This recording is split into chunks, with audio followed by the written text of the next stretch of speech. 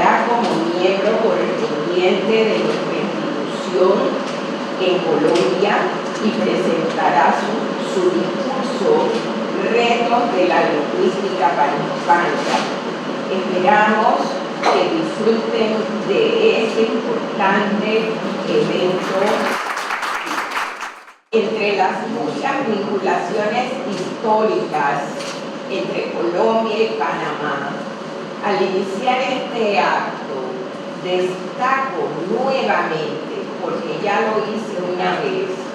que cuando se fundaba la Academia Colombiana de la Lengua, el 10 de mayo de 1871, Panamá era un estado federal de los Estados Unidos de Colombia. Hablábamos la misma lengua y nos unían afectos e intereses comunes que se han mantenido y reforzado con el correr del tiempo. Hoy se confirman afectos e intereses comunes, admiración por su perseverancia y su compromiso son los elementos que animan hoy a la Academia Panameña de la Lengua a nombrar académico correspondiente en Colombia a don Juan Carlos Vergara Silva, actual subdirector de la Academia Colombiana. Además, nos mueve la esperanza, o más bien la certidumbre, de que el trabajo académico común y la extensión del conocimiento de la lengua y la literatura se afianzarán, crecerán en las generaciones jóvenes para el reconocimiento de nuestra común identidad cultural, gracias a este vínculo que hoy reconocemos. Nos mueve, vale la pena decirlo, el adjetivo panhispánico, que aparece con frecuencia entre sus datos biogeográficos. Actualmente es el coordinador de la maestría en lingüística panhispánica. Su discurso de ingreso a la Academia Colombiana se titula Nueva Gramática de la Lengua Española, instrumento panhispánico de integración, y fue representante de la Academia Colombiana de la Lengua para la redacción del diccionario panhispánico de dudas y la ortografía de la lengua española, que también es panhispánica. Para explicarlo, baste decir que Vergara Silva se alimenta de las raíces de la gramática de la lengua castellana destinada al uso de los americanos de Andrés Bello y del diccionario de construcción y régimen de la lengua castellana de cuyo equipo de redacción fue miembro. El sentido panhispánico que vive en sus palabras parte de esas cepas y crece con el trabajo y el estudio para conocer a fondo,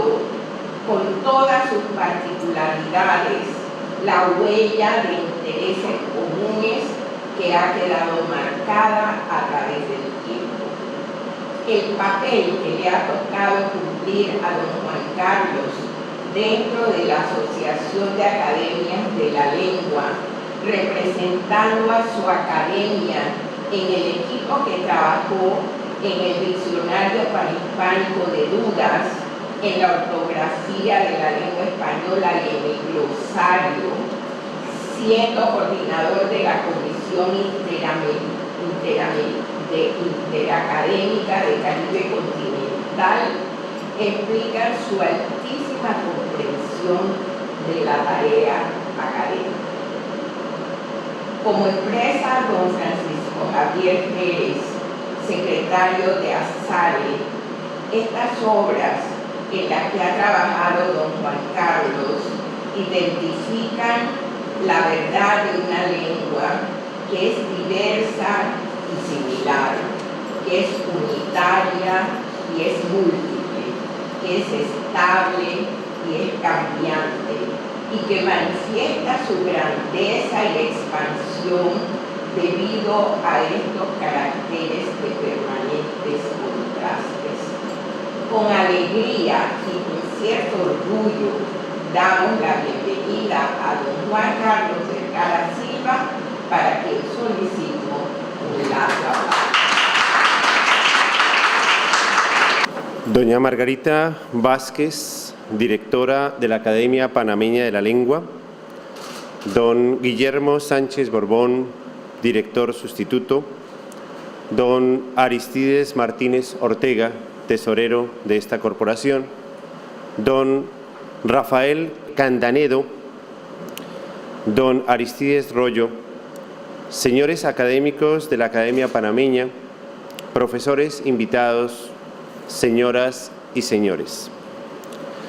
Comienzo por agradecerles su invitación a ser parte de la Academia Panameña de la Lengua, corporación a la que me unen lazos de amistad y admiración, unidos a los vínculos tradicionales de hermandad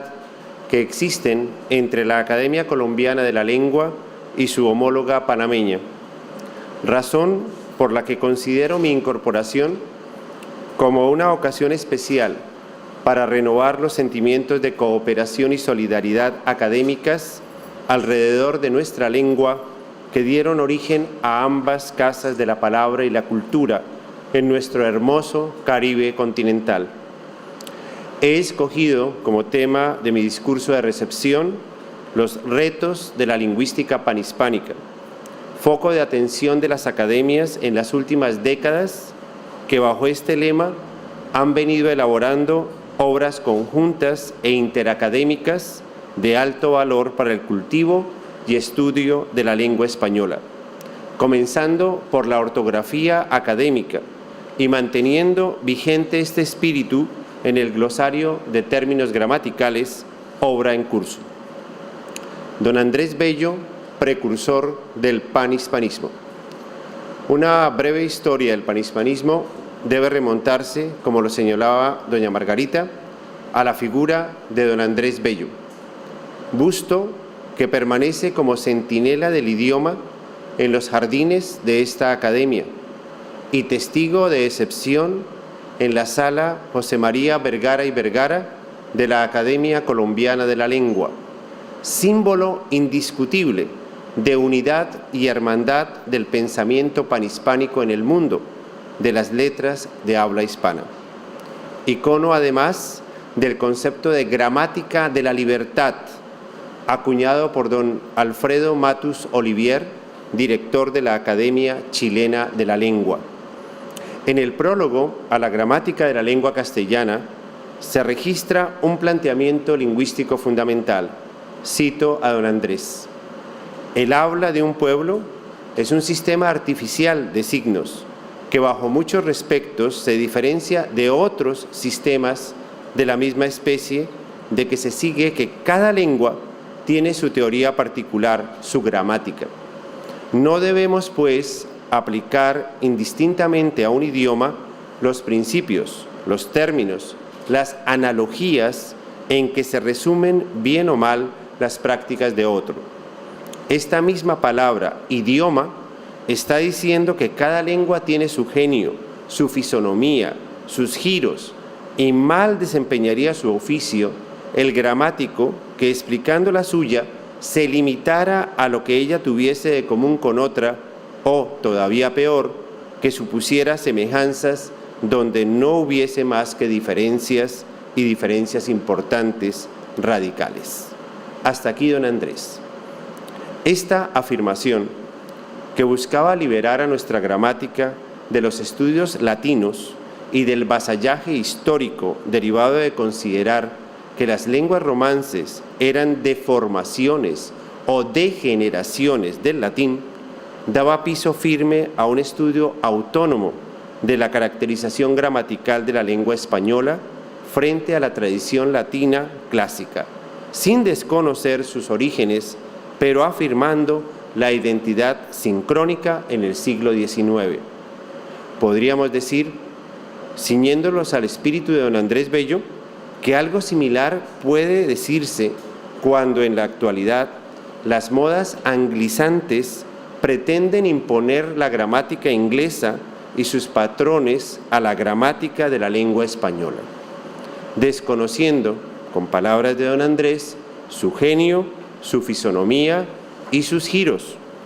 Una vez independizada la gramática de la patria latina, no podemos caer en una idolatría de la lengua inglesa, que ni es romance ni guarda vínculos históricos directos con nuestra lengua castellana. Junto al planteamiento citado, debo reconocer la intuición genial de don Andrés Bello por mencionar en su obra con claridad meridiana el tipo de lector a quien dirigía su pluma. Textualmente dice en su gramática: no tengo la pretensión de escribir para los castellanos, entiéndase españoles de la península. Mis lecciones se dirigen a mis hermanos, los habitantes de Hispanoamérica.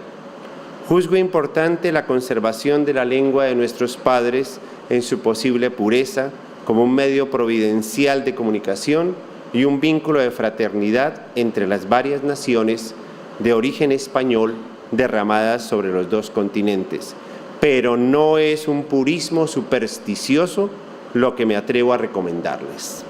Hasta aquí la cita. Esta llamada a eludir el purismo supersticioso, uno de los valores más importantes del legado de don Andrés Bello, preconizando con estas palabras que la lengua castellana, asentada en el territorio americano, tenía voz propia y debía defender, antes que una pureza peninsular, una unidad comunicativa y un vínculo de cohesión cultural entre las naciones de habla hispana, espíritu que se consolidaría en 1951 en México, con la creación y conformación de la Asociación de Academias de la Lengua Española, ASALE. En los estatutos de esta asociación se ratifica lo dicho. Cito: el fin esencial de la Asociación de Academias de la Lengua Española es trabajar a favor de la unidad, integridad y crecimiento de la lengua española, que constituye el más rico patrimonio común de la comunidad hispanohablante. Como complemento a esta rápida semblanza de la figura de don Andrés Bello como precursor del panhispanismo, quisiera tomar una cita que, aunque breve, es fundamental para señalar el valor del pensamiento de este ilustre caraqueño en esta fase liminar. Gerhard Rolfs, en su Manual de Filología Hispánica, traducido por el joven académico colombiano Carlos Patiño Rosselli, indicó: el venezolano Andrés Bello, desde 1845, elevó por primera vez el estudio de la lengua española a una base científica. La investigación del español americano recibió sus primeros impulsos del colombiano Rufino José Cuervo. Esta mención bastaría para señalar la importancia del estudio en profundidad de estos dos ilustres filólogos americanos, Bello y Cuervo, para, a partir de su pensamiento, fundamentar una lingüística panhispánica contemporánea. En reciente trabajo del secretario general de ASALE, don Francisco Javier Pérez, al referirse a la presencia de don Andrés Bello en la historia de la lingüística universal, acotó magistralmente: es de lamentar, decía don Francisco, que Bello y su obra de científico de la lengua sigan siendo ignorados o inadvertidos para la generalidad de los historiadores de la lingüística en la Europa no española y en los Estados Unidos, sin que esto se traduzca en un reclamo del que tampoco estamos muy seguros de necesitar para calibrar la aquilatada categoría del bello lingüista. Sí sería provechoso para el progreso de las investigaciones en torno a la alta figura de filólogo y de gramático de un mundo nuevo, su propicio ingreso en el saldo de las realizaciones clave de la lingüística universal, ámbito en el que tendrá que ser incluido algún día. Hasta aquí la cita de Francisco. Don Rafael Torres Quintero, quien fuera subdirector de la Academia Colombiana de la Lengua y conocedor como pocos de la obra de don Andrés Bello, el 29 de noviembre de 1969, en conmemoración al natalicio de don Andrés, pronunció estas palabras que sintetizan el aporte del sabio venezolano a la cultura universal. Él, refiriéndose a don Andrés, supo pensar bien sobre la lengua y enseñó a pensar bien sobre ella, sobre la lengua de Hispanoamérica y para Hispanoamérica ante todo, pero sin adulterar su fisonomía castiza ni su ancestro peninsular. La originalidad de Bello lo hizo universal y logró que a él volvieran los ojos los pensadores europeos de entonces y de ahora. La originalidad genial del pensamiento didáctico, de su investigación histórica con ambición futurista y en luchas denodadas contra el oportunismo pragmático, lo convirtió en el apóstol a quien hoy rogamos que nos siga enseñando a pensar en castellano, en cristiano, en indio, para que por el pensamiento lleguemos a la palabra y a la acción, y mediante estas al desarrollo pleno, que no podrá ser tal si no es fruto de nuestro propio esfuerzo, realización de nuestro ser histórico y desenvolvimiento paralelo y armónico de la civilización y la cultura. Hasta aquí, don Rafael. En consecuencia, el primer reto de la lingüística panhispánica es reconocer el valor del pensamiento lingüístico de don Andrés Bello y rescatar la modernidad de su ideario para aplicarlo al estudio científico de la lengua española en el siglo XXI. La política panhispánica de la ASALE. Cuando un investigador de la política lingüística sobre la norma española indaga en la red por la especificidad de lingüística panhispánica, es muy probable que se encuentre con una entidad que se apropia de este título, la ASALE. Y si desea profundizar en la génesis contemporánea de esta política, muy seguramente se enfrentará a las decisiones que se tomaron en 1998 en Puebla de Los Ángeles, México, durante su 9º Congreso. En él se hizo referencia a una idea que había surgido a finales del siglo XX en relación con la redacción de la ortografía académica, la de elaborar conjuntamente esta obra normativa y consensuar su edición. Pero esta vez se hizo referencia a una de las obras académicas fundamentales en el estudio del idioma, su gramática. Según las actas de este Congreso, por iniciativa de la Academia Chilena de la Lengua,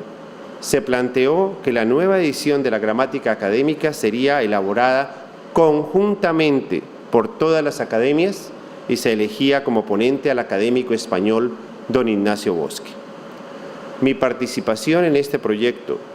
como coordinador del área del Caribe continental para la redacción de la gramática me permitió entre el año 2003 y el 2009 ser partícipe del desarrollo y escritura de esta obra monumental de la lengua española. Fruto de esta colaboración, amén de ser el representante de la Academia Colombiana de la Lengua en la elaboración del Diccionario Panhispánico de Dudas, de la ortografía y actualmente del glosario de términos gramaticales, surgió la idea, con un grupo de profesores colombianos e hispanoamericanos, de proponer la creación de la maestría en lingüística panhispánica, actualmente bajo mi dirección, proyecto posgradual avalado por la Universidad de La Sabana en Colombia, con el apoyo de la Academia Colombiana de la Lengua. Es desde este marco que deseo compartir con ustedes los retos que implica la formación de investigadores en el naciente campo de la lingüística panhispánica, para lo cual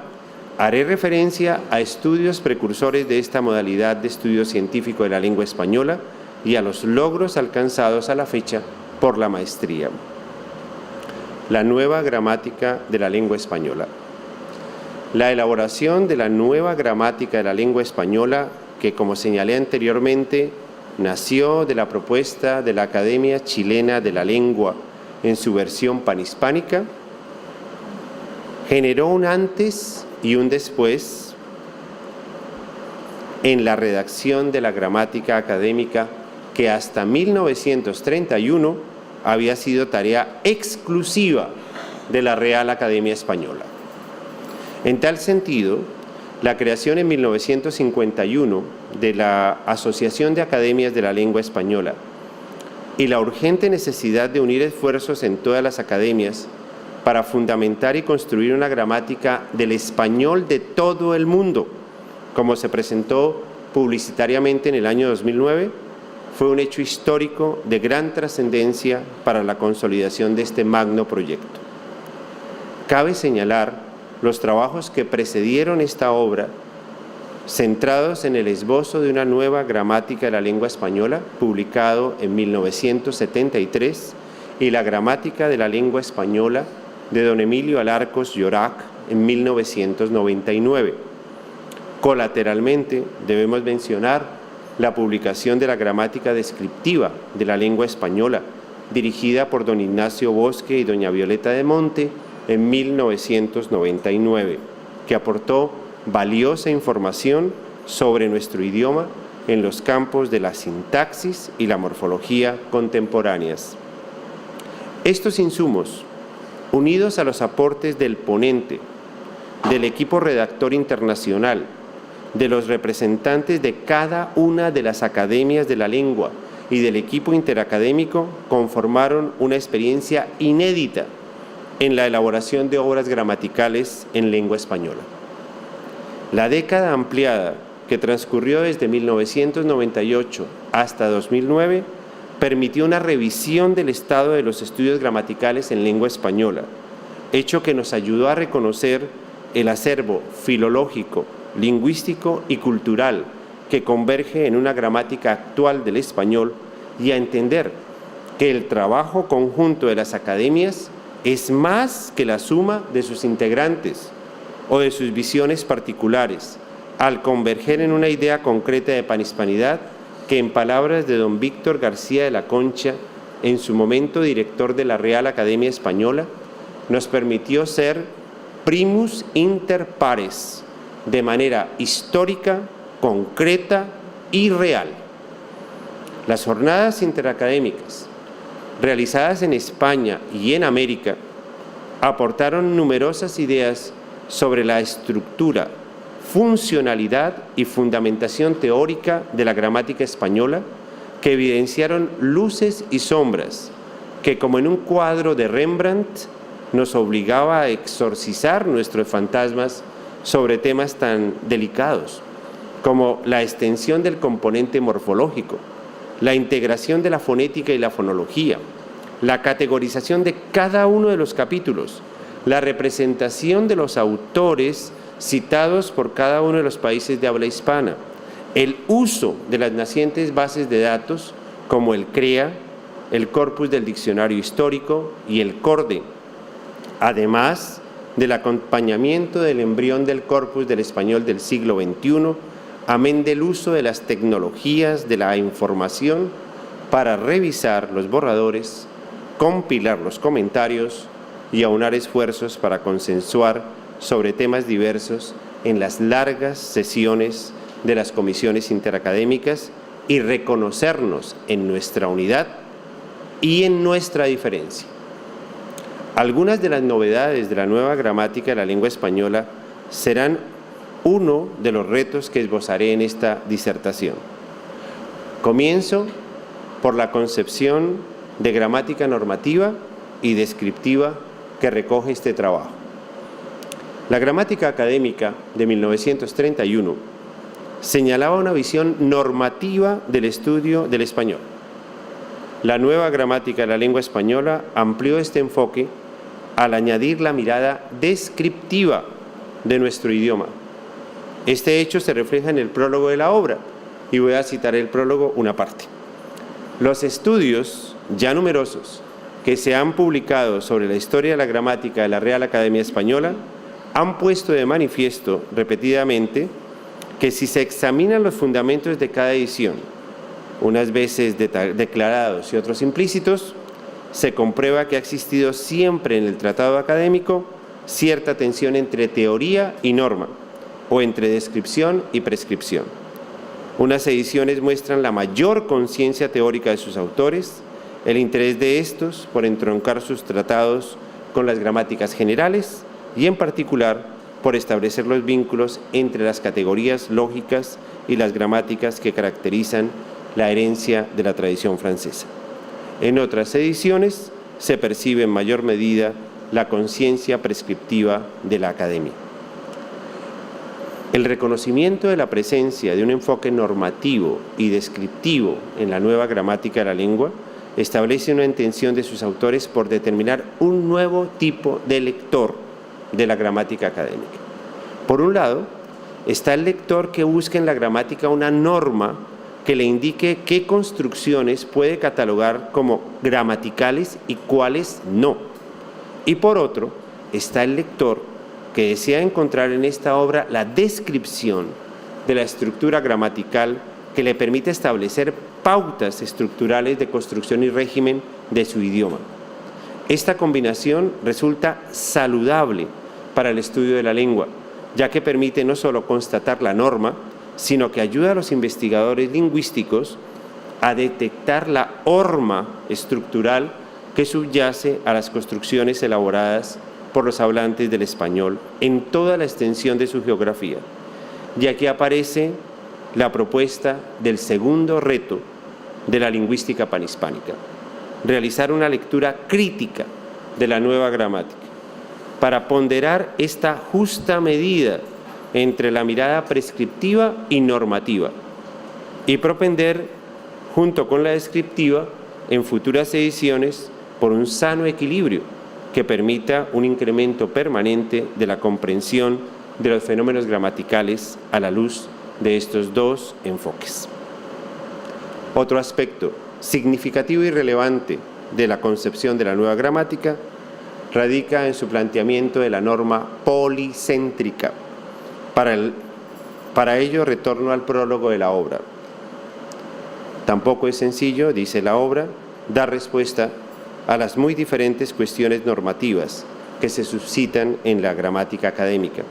Son dos los criterios fundamentales que han guiado el trabajo de las academias en lo relativo a este punto. El primero y más importante es la asunción del principio de que la norma tiene hoy carácter policéntrico. La muy notable cohesión lingüística del español es compatible con el hecho de que la valoración social de algunas construcciones pueda no coincidir en áreas lingüísticas diferentes. No es posible presentar el español de un país o de una comunidad como modelo panhispánico de lengua.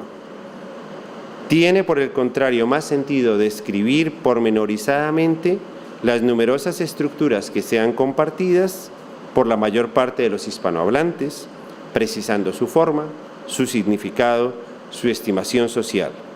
y mostrar separadas las opciones particulares que pueden proceder de alguna variante. El segundo criterio permite interpretar la norma como una variable de la descripción. Las construcciones gramaticales poseen forma, sentido e historia. Hasta aquí la cita. Debemos señalar que policéntrico se opone a monocéntrico, que en términos históricos de redacción de la gramática establece taxativamente que ningún país o comunidad puede atribuirse ser el modelo panhispánico de la lengua. Ni Madrid, ni México, ni Bogotá, ni Lima, ni Buenos Aires y, por supuesto, ni Panamá, ni ninguna capital o región de ningún país de habla hispana estaría entonces en condiciones de asumir esta pretensión normativa. Todo ello se desprende de una reflexión clara. La valoración social de las construcciones gramaticales no es uniforme en toda la geografía panhispánica. De ello se genera un tercer reto de la lingüística panhispánica, y es la primera vez que lo menciono: elaborar el Atlas de Valoración Social de las Construcciones Gramaticales en todos los territorios de habla hispana. Mapa que supondría sustentar el principio propuesto de que la norma es una variable de la descripción, superando las tendencias asépticas del estructuralismo clásico al considerar la norma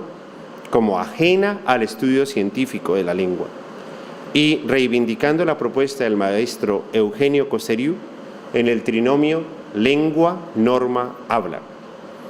¿Estaría esta propuesta en sintonía con la proposición sobre la percepción de la realidad sociolingüística propuesta por el profesor Francisco Moreno Fernández en su Sociolingüística Cognitiva, que dice así: la percepción sociolingüística es el fundamento de las actitudes lingüísticas y sociolingüísticas de los hablantes de una comunidad hacia sus variedades y hacia las variedades ajenas. En cuanto al reto derivado de la concepción policéntrica de la lengua, ha sido el director de la Academia Argentina de Letras, don José Luis Moure, quien recientemente ha aportado nuevas interpretaciones en esta propuesta. Dice don José Luis: es importante que cada uno de los hablantes de esta lengua en el amplio espacio de España y América tengan conciencia de que sus usos responden a su tradición y a su historia y conforman parte no desdeñable de su identidad nacional. Esta es la visión que debe primar de puertas adentro. Hacia afuera, la enseñanza de la lengua debe hacerse igualmente cargo de que el policentrismo implica la legítima convivencia de una pluralidad de modalidades legitimadas por sus normas, cuyo conocimiento es igualmente bueno y deseable en tanto nos consideremos parte integrante de él. Nuestro voceo, entiendan que habla un argentino, no debe excluir el manejo pasivo del tuteo, ni los usos verbales correspondientes al vosotros, abandonado en América. La incorporación del patrimonio pasivo del amplio caudal léxico vigente en otras naciones y en otros periodos, hoy facilitada por los cruces mediáticos, no debe ser tarea ajena a la competencia escolar, sino promovida por ella. Hasta aquí, don José Luis. Con esta reflexión se acentúa el valor de fuerza de identidad presente en las normas nacionales y la necesidad de aumentar la competencia pasiva de conocimiento de otras normas y de la norma diasistémica que nos permite comunicarnos a todos los hispanohablantes entre sí. De igual forma, José Luis Moure plantea un reto a los sistemas de educación nacionales para que reconozcan su norma, las normas de otras regiones hispanohablantes, y asuman estos conocimientos léxicos, gramaticales y sociolingüísticos en la competencia idiomática de los estudiantes en todos los niveles escolares de formación. No sobra resaltar la mirada histórica de la lengua que plantea el director de la Academia Argentina. Cuando muchos coordinadores curriculares nos preguntan ¿por qué estudiar la historia de nuestra lengua?, la respuesta está en que es esa historia la que, entre otras variables, marca la distinción de prestigio y reconocimiento de cada una de las normas nacionales o regionales, y por ello la lectura de sus obras literarias y notariales no puede restringirse exclusivamente a los autores contemporáneos. La definición de la nueva gramática o de la gramática en la nueva gramática. Entre los temas más difíciles de determinar en la redacción de una gramática está la definición de su estructura y de su finalidad. Sobre este particular, la nueva gramática dedicó un capítulo completo a cuestiones generales. Fue el último capítulo que redactamos, el cual inicia con una apretada definición de gramática que busca aclarar al lector de la obra los límites y alcances de este trabajo. El texto es el siguiente. El término gramática es utilizado hoy en varios sentidos, de los cuales interesa aquí especialmente dos. En el más estricto, la gramática es la parte de la lingüística que estudia la estructura de las palabras, las formas en que éstas se entrelazan y los significados que tales combinaciones dan lugar. En el más amplio, la gramática comprende, además de todo lo anterior, el análisis de los sonidos del habla, que corresponde a la fonética, y el de la organización lingüística, que compete a la fonología. En el primero de los dos sentidos que se ha introducido, la gramática se divide en dos subdisciplinas: la morfología, que se ocupa de la estructura de las palabras, su constitución interna y sus variaciones. A la sintaxis corresponde el análisis de la forma en que se combinan y se disponen linealmente, así como el de los grupos que forman. Como se ha señalado también, el objeto de la gramática es el estudio de los significados de todas las expresiones complejas así constituidas. La duplicidad de sentidos a la que se alude al comienzo de este apartado se refleja en el hecho de que unas veces se usa el término gramática para hacer referencia a todas las disciplinas mencionadas, mientras que otras refleja el término designando solo el conjunto formado por la morfología y la sintaxis. Hasta aquí la extensa cita. Al referir a la gramática como parte de la lingüística, se reconoce explícitamente la conexión de la misma con otros niveles de análisis de la lengua, tales como la semántica, la pragmática, la dimensión social, la psicológica, la histórica, entre otros espacios de análisis científico de la lengua. Asimismo, se hace mención especial a la conexión entre la gramática y los significados conexos con las formas morfológicas y sintácticas con las que se entrelaza, reconociendo el valor de la semántica léxica y combinatoria que debe acompañar la conciencia gramatical implícita en el estudio de una lengua.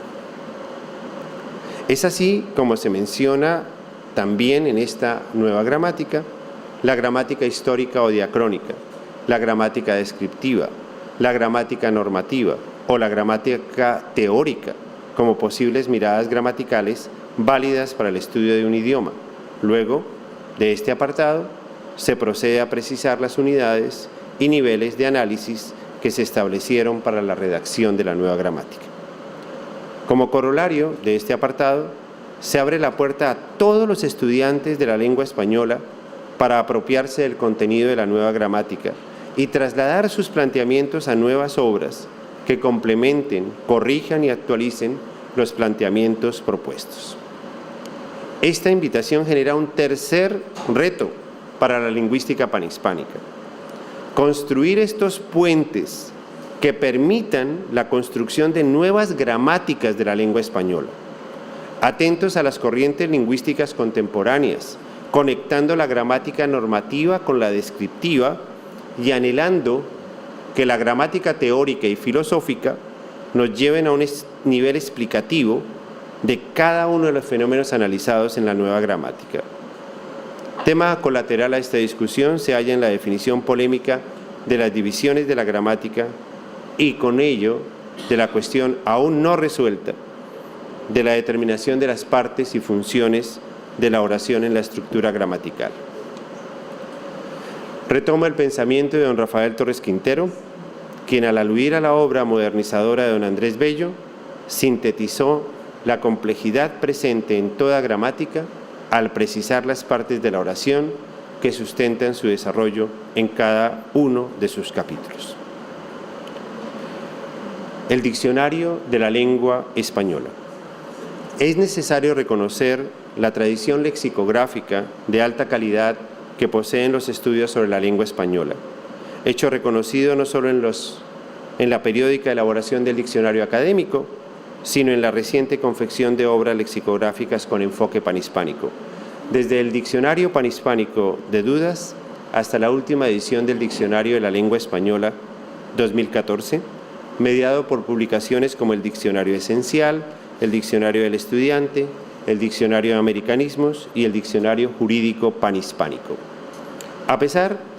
de esta reconocida y válida tradición de los estudios lexicográficos hispánicos, es importante identificar varios retos que las academias asumieron pocas horas después de la presentación de la última edición del Diccionario de la Lengua Española, cuando en la sede de la Real Academia Española, en el Salón Rufino José Cuervo, se dio curso a una reflexión inicial sobre el futuro del diccionario, actividad que se complementaría posteriormente con un foro amplio sobre el tema. Don Ignacio Bosque, por ejemplo, dio una lección magistral sobre el tipo de diccionario que en un entorno digital se podría elaborar, diccionario en donde la servidumbre del papel sea superada y se pueda pensar en un diccionario digital a la medida de cada usuario. De igual forma, don Manuel Seco planteó una serie de reflexiones muy profundas,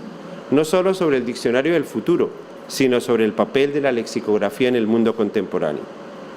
Capítulo aparte merece el Diccionario Histórico de la Lengua Española,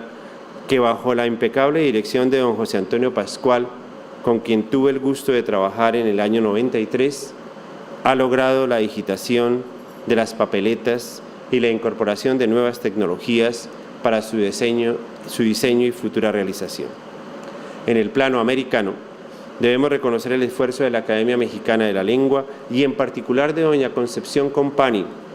al frente de la elaboración y actualización del corpus diacrónico del español de América, Cordiam. En síntesis, un último reto está en la consolidación e integración de los estudios lexicográficos de la lengua española, tarea que don Ignacio Ahumada Lara ha intentado con gran éxito, pero que requiere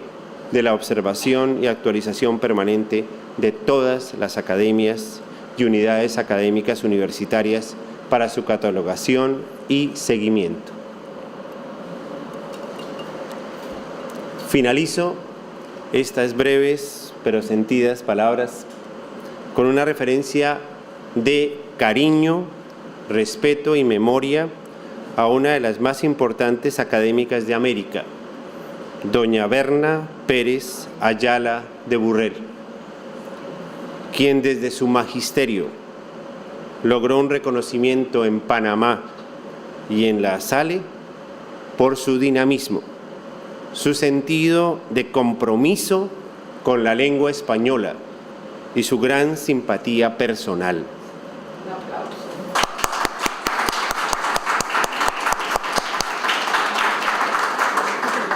En el cuarto Congreso Internacional de la Lengua Española, celebrado en Cartagena de Indias, en Colombia, Berna nos entregó una muestra del ramillete de su pensamiento. Cito sus palabras: el español nació de labios del pueblo, se nutrió de cantares con misterios árabes, de hidalguía en cruzadas que impusieron el signo bendito, de ciencia y tradición por la juglaría. Y por sus presagios un marinero le soltó ataduras en el mar virgen y se llenó de colores con flores imposibles, frutos paradisíacos que desconocían el pecado y voces de dioses pétreos. Luego, colmándolo de humanidad, don Miguel nos narró el alma. Su preeminencia se mantiene, linaje europeo y eufonía americana le bastan. Derrama vocablos mágicos por las esquinas del orbe y se remoza la literatura universal con el idioma más hermoso del mundo. Muchas gracias.